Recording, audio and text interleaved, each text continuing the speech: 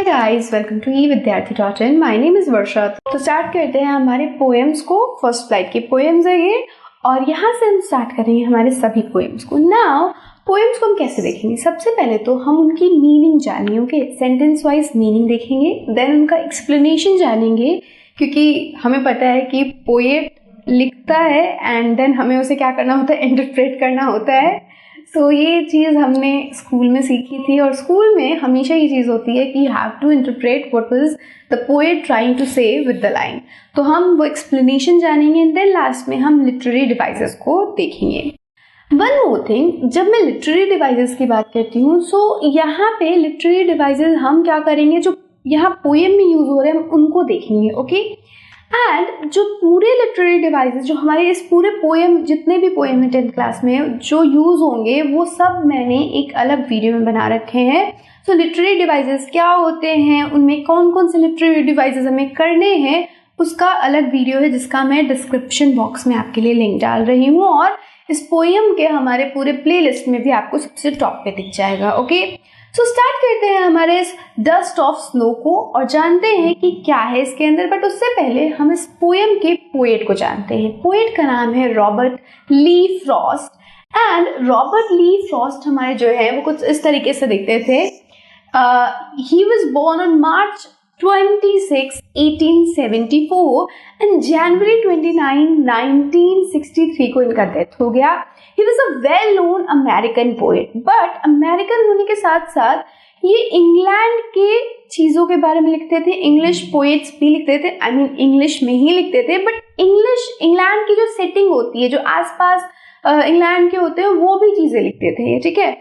ये एक realistic writer थे। रियलिस्टिक राइटर का मतलब जो भी अपने आसपास में देखते थे, जो भी इनके साथ घटता था, वो लिखते थे।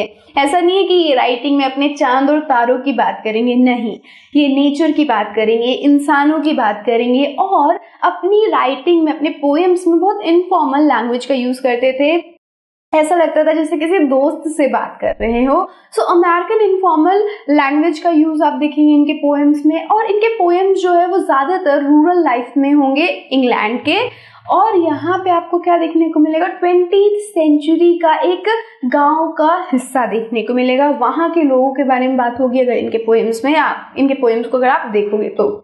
साथ ही साथ इनकी जो सेटिंग हुआ करती थी, जो ये चीजें बताने की कोशिश करते थे, वो कॉम्प्लेक्स सोसाइटल इश्यूज हुआ करते थे, कई बार फिलोसॉफिकल थीम्स हुआ करती थी। कॉम्प्लेक्स सोसाइटल इश्यूज क्या होंगे, जैसे पॉवर्टी को बताने की कोशिश करेंगे, वुमेन्स की नीड्स को बताने की कोशिश करेंगे। कई बार ये जो सोसाइटी में कुरीतियां हो रही होती है उनकी बात करते थे, फिलोसफी की बात करते थे।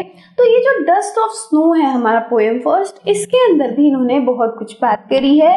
8 लाइनों की पोएम है, लेकिन बहुत ही ज्यादा मीनिंगफुल बात कह गई है। देखते हैं क्या है।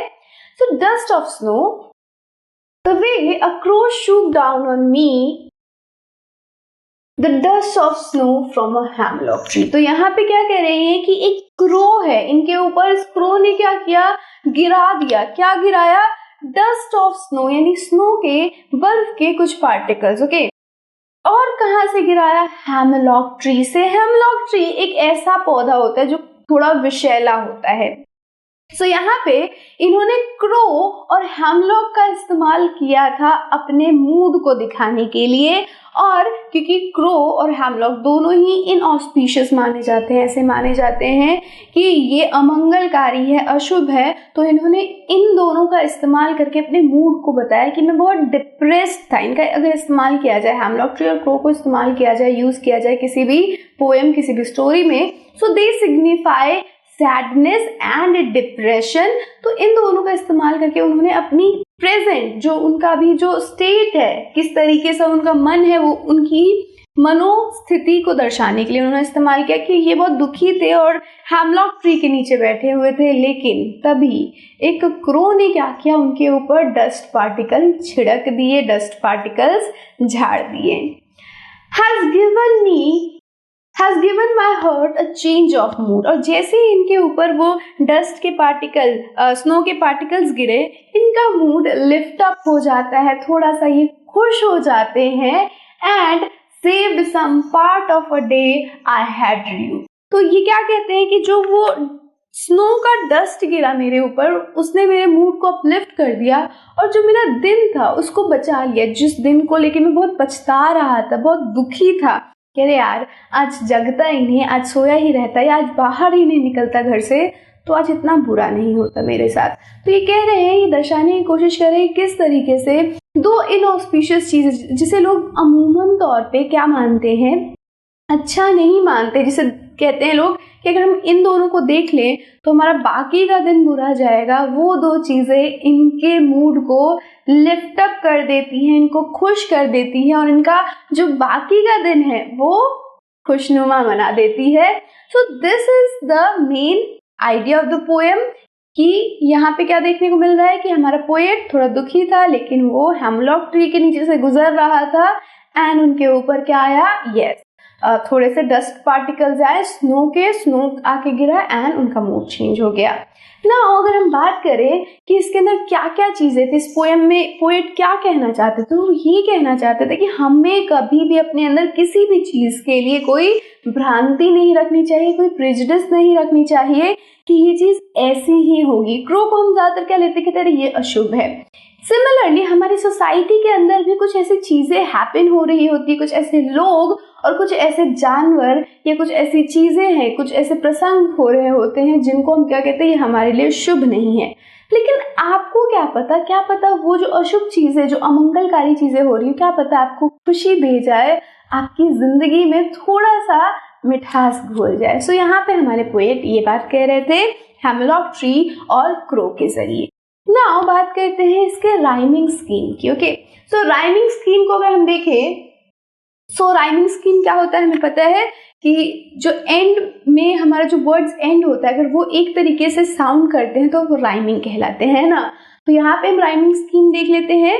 The way a crow shook down on मी, दोनों ही वर्ड का लास्ट वर्ड देखो, दोनों मैच नहीं कर रहे हैं, तो फर्स्ट को ए देना एंड सेकेंड को हमने बी दे दिया। नाउ सेकेंड स्टैंजा में देखो, the dust of snow from a hemlock tree. So यहाँ पे अगर हम देखेंगे तो जो थर्ड लाइन है और फर्स्ट लाइन है उनका लास्ट वर्ड देखो, क्रो एंड स्नो राइमिंग है, बिल्कुल एक जैसे साउंड कर रहे हैं। तो ए यहाँ पे दिया था, इसको भी ए दे देंगे। शोक डाउन ऑन मी, इनके ऊपर झाड़ दिया था, है ना, शोक down on me. And fourth जो सेंटेंस है from a hemlock tree, both have same rhyming pattern, तो दोनों को हमने क्या दिया, बी।